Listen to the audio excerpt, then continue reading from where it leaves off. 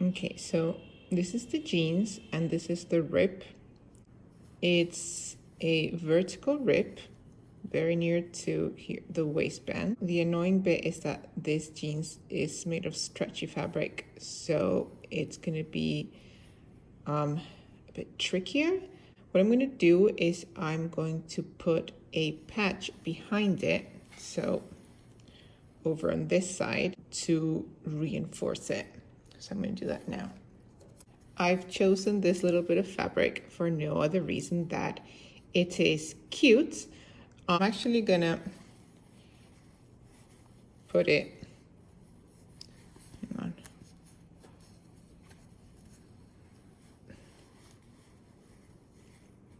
Here at the back, something like this. And then that'll just give me something on which to anchor my stitching. Okay, so here we go. This is the back of the rib, you can see here. So I'm gonna place this bit of fabric. I may cut it down later, but for now, okay, it's in a really annoying place as well, because here's the pocket. And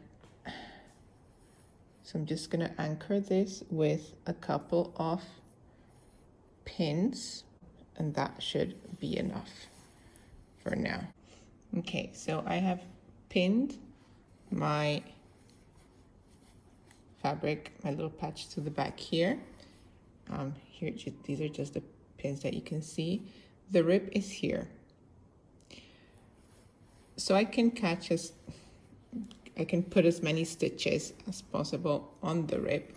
And also for aesthetic purposes, I'm gonna go for a concentric circles. I am going to use this water-soluble embroidery pen just as a guideline. It's this one over here. I really like using it because it really does come off very easily with just a teeny tiny bit of water. Okay, so I'm just gonna draw kind of a circle here.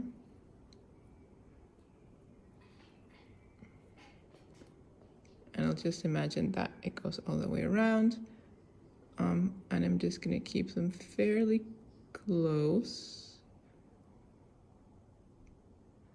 so that I can get plenty of stitches going through my actual rib, which again is over here. Ooh, that one didn't come out too well, but that's okay. Right, that should be fine. And then I'm just going to use a simple running stitch.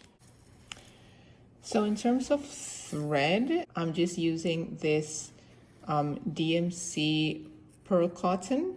I can't remember the size of it. I want to say it's 5, but don't quote me on that. But it is definitely DMC pearl cotton.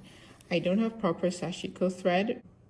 I can't find it where I live, but this honestly works just fine. So I'm just gonna make a little knot here at the end. Nothing fancy. Again, please ignore my cat meowing away in the background. Just make one knot should be enough, but I'll just make 2, because why not? There we go. Okay, and then I will just be using my lines, my guidelines that I made here, and just doing a simple running stitch, like so. Oh, I'm also using this fairly long and thick needle with a large little eye hole.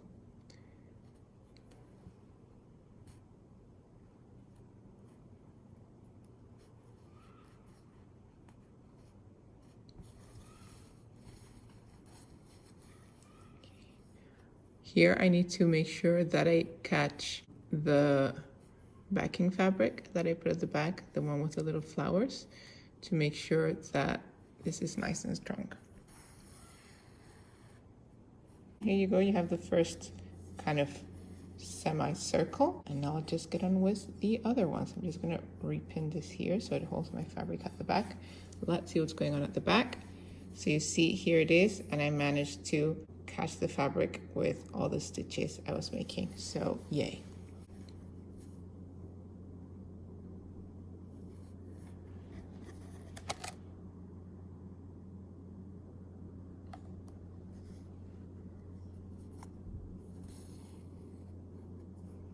Here, what I've tried to do is, when I made the second line, I tried to make the stitches be above the gaps of the bottom line, if you see what I mean. Ooh, look at that, my cat's trying to be helpful, or not.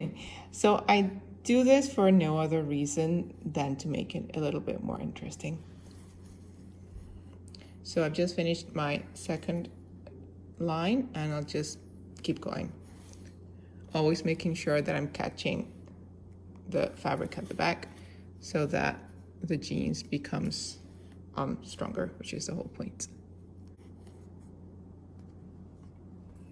Okay, my cats are nothing if not persistent. Now I have one over here and one over here. Good times. I'm just being a little bit more careful with how I stitch now because I'm coming to the actual official ripped area, so I don't want to mess this up.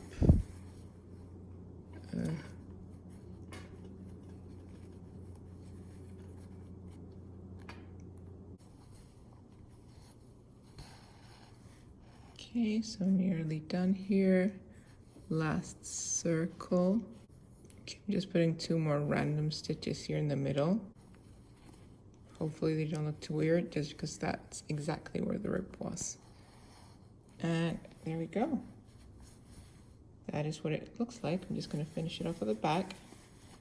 So I'm just going to pick this stitch here so I can anchor my knots over here. I didn't anchor it right over here because the rip is here, so I don't want to be pulling. That's why I just chose this random stitch that's quite a bit further back, but it's for the sake of strength.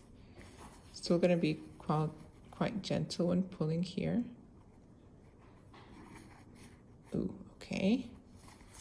Make a double knot as always.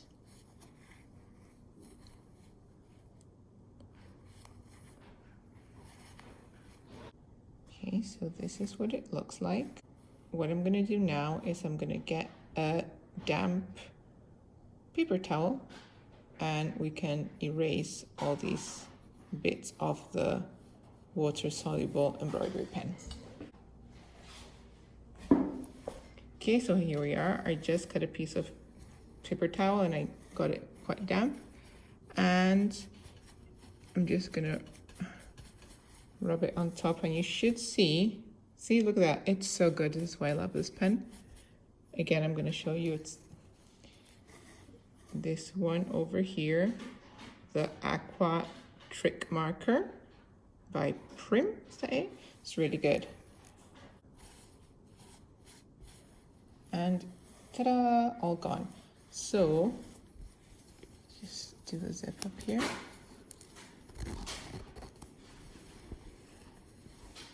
This is what it looks like when it's finished. At the back, it looks like this. You can see the fabric is anchored. So I might actually trim this bit away. In fact, I will trim it away. So just the excess, so it's not uncomfortable. I'm gonna give myself like 1/2 centimeter from the last row of stitches. There, so it's just a tiny bit, so it looks like that. And that's it. Got some visible mending there based on the sashiko stitching.